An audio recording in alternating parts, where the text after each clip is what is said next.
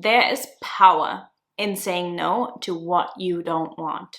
If you're wondering about the role that boundaries play in your self-concept and manifestation process, this video is for you. Because many people will tell you either that you don't have to set boundaries and you just use your belief, or they go really hard on boundaries and forget the energetic component of your state and your embodiment. Boundaries are a crucial piece of self-concept work and embodied manifestation. But how to actually use that and what it really means, that's what we'll talk about today.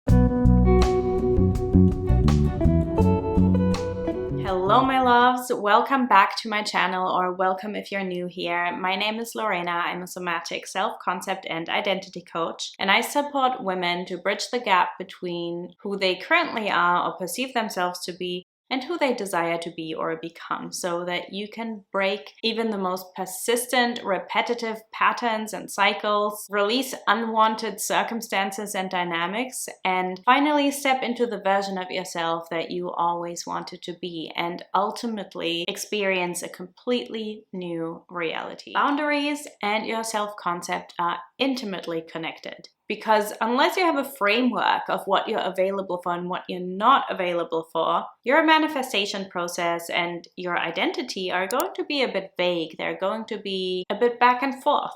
Because what are boundaries? Boundaries are simply limitations that you set. It shows other people, it shows yourself, and it even shows, let's say, God or your external reality, your life, what you're ready to receive, what you're available for, and what you reject in your world, in your life, in your circumstances. For example, you could say that you are available for the vision that you have for your life, for your future, for the desires that you have, but you're not available anymore for the old pattern that has been repeating in your life for the past 10 years. So having a lack of boundaries reinforces your old self-concept. Without boundaries, you're not going to be able to stay rooted in the self-concept that you actually want to live from, in the reality that you actually want to live from and experience. But what I often see in women and what I notice in clients when they first begin working with me is that their relationship to boundaries is one of two ways. Either they have really rigid boundaries, so they have this clarity on what they want and what they're available for and how they want to be treated,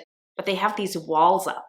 And when you have a wall up, you're not actually receptive or available for the reality that you want because you're resisting everything else. If you have so much resistance to your current experience, you're going to spend more energy in the resistance, in fighting what is, than you're spending energy in what you want. Resisting your experience is not a boundary. It's an attempt to control. It's not coming from a strong self-concept. It's not coming from a confident, magnetic embodiment. It's coming from fear.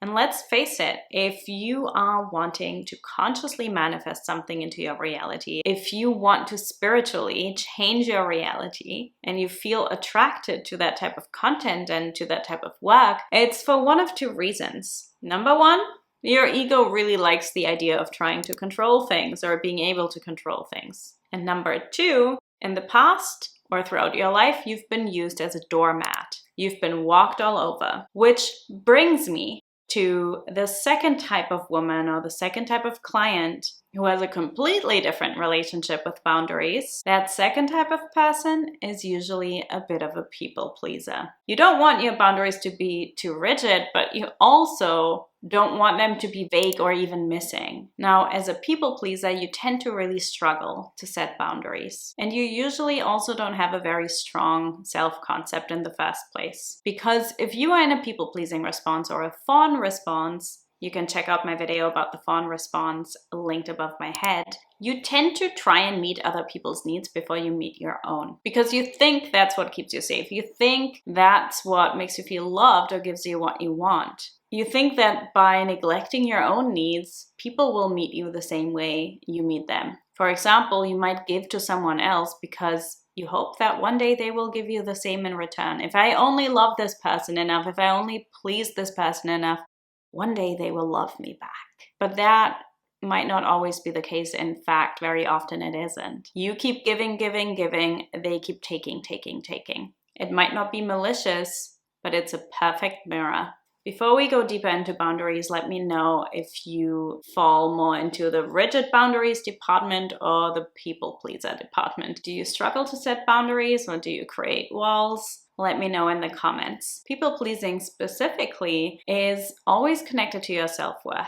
Because if you are confident that you are worthy of the things that you want, then you're not going to be as afraid to set boundaries and to speak up for yourself and to state your needs. And then you're also not going to outsource your validation or your sense of self to other people. Any trauma response, and being a people pleaser, being in a fawn response, that is a trauma response. That comes from a dysregulated nervous system. That is because there's some sort of fear. You're just trying to survive. Maybe you fear rejection or abandonment. Maybe you fear being treated in a specific way. People often think that people pleasing is about protecting others. Oh, I'm such a nice person. I always do so much for other people and I don't want other people to hurt. I don't want to upset anyone. But what people pleasing is really about is you not being able to hold the emotional charge that arises within you when someone else reacts negatively to your boundary. So if this is the response you're finding yourself in, if you are in a people pleasing or fawn response,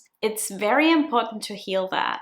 And a lot of the women who come to work with me tend to see themselves in this field. They often tend to struggle with boundaries in one way, shape, or form. And through that lack of boundaries or difficulty in setting boundaries, they often recreate relationship patterns that make them feel unchosen, unwanted, or unloved. Healing a fawn response, healing any trauma response really, creates the container for the version of yourself that you want to be and the manifestations that you want to call in. A lot of the work that goes into healing that goes into healing people pleasing, that goes into becoming more embodied, more confident, and that's what we do in my coaching program, Recreate Yourself, a lot of, is a ton of emotional integration work. A lot of nervous system rewiring, changing your habitual state of being, so that you can feel safe to be yourself, to own your needs, to go for what you want, to feel deserving of what you want. We work on you being able to own and claim your desires without shame, without fear. We work on the things that turned you into a people pleaser to begin with.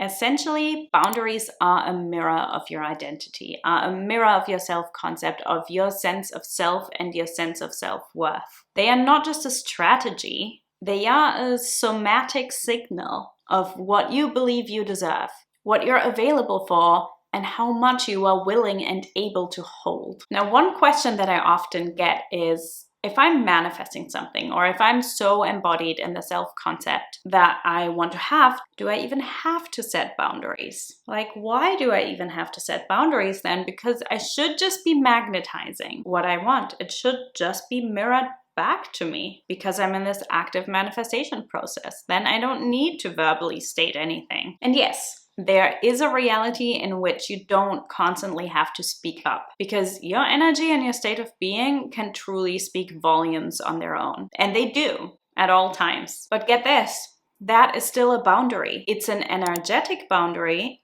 but it's still a boundary. Now, some boundaries are verbal, some are energetic. And whilst we do a lot of verbal boundary work and Recreate Yourself as well, truly transforming your self-concept, which is the core of the process that I guide my clients through, means that at some point you won't have to set boundaries as much anymore. Because being embodied in the self-concept you want to have creates an energetic boundary. Your state of being, your energy, is a signal, an unconscious signal, to other people and to your external reality that shows what you're available for, what you're ready for, and what you're not available for or not ready for. So it's not just about actively having to say no, although if you have such a fear of that and you're resisting that and you want to resolve everything through energy alone, I would question where your state of being and where your energy is at in the first place, because if you were so embodied in the self-concept you want to be in, if you were so confident and you were already embodied, In that magnetism, you wouldn't have the fear of voicing anything either. But yes, it's not just about actively having to say no, it's also about your embodiment speaking volumes. In fact, I have this one client who was really, really deep in a people-pleasing response. It was a core identity piece that we worked on in Recreate Yourself. She had a lot of trauma in her past and through her entire family line, really. And she would always prioritize other people. She would never think about herself first. And she was afraid to set boundaries. So we did a lot of work on this together. And one day she said to me that she was going to set a boundary with a friend and she didn't even have to do it. People around her, relationships around her had been changing without her having to do anything. They were treating her differently. They were treating her the way she deserved and wanted to be treated. And that's because of who she had become. That doesn't mean she didn't have a boundary. It was just embodied. If you want to learn more about energy and magnetism, I recommend you check out my free masterclass replay, Magnetic, which is a manifestation masterclass basically, and it's all about how you can become so magnetic in your state of being, in your identity, in your embodiment, that your reality has no choice other than to mirror that back to you and for you to attract what you want. It's linked in the description box below and it will be sent straight to your inbox for you to dive into. Now, there is a feedback loop between boundaries and your self-concept. And that is when you have a strong self-concept, you're able to confidently set boundaries. But also in order to change your self-concept, you have to work on your boundaries. They can't be too rigid, they can't be non-existent. So the relationship works in both directions. And if you're watching this video now and you recognize that you've either been too rigid with your boundaries or too collapsed and too much in a people-pleasing response, whatever your pattern is, I want you to know that you can transform this through working on your self-concept, through transforming your embodiment, your emotional patterns, your habitual nervous system state, and creating this internal and embodied clarity on who you are and what you're available for and what you're not available for, you're going to become magnetic. Now, there's no one size fits all for this because how you handle boundaries will be different from another person. And you're seeing in what I've been sharing that depending on what your habitual nervous system state is and what trauma you're holding on to from the past, we will need to work through it differently. And that's also what makes the work we do in Recreate Yourself incredibly powerful because it's so personalized. We're really working with your individual state, your individual backstory, your emotional landscape, your unique energetic makeup. So if you feel called to working with me, my coaching program Recreate Yourself is linked in the description box below. But know this. Boundaries are not about rejection. They are about recognition. They are clarity, they are certainty, they are embodiment. And they are how you start saying, this is who I am now. This is what I'm available for. This is what I'm not available for. This is what I'm leaving in the past. This is who I no longer am. And when that becomes true in your body, not just in your mind, but in your body, your reality has to respond differently. Not because you forced it, but because you finally stopped abandoning yourself and your desires. You finally stepped into your worth. Let me know how this resonated with you. If you like this video, please do leave a like. It does really help. And if you want to see more videos, please subscribe and switch on the notifications. And then I hope to see you next week when we will dive into when manifestation can become an addiction. I'm excited for this one. I'll see you next week.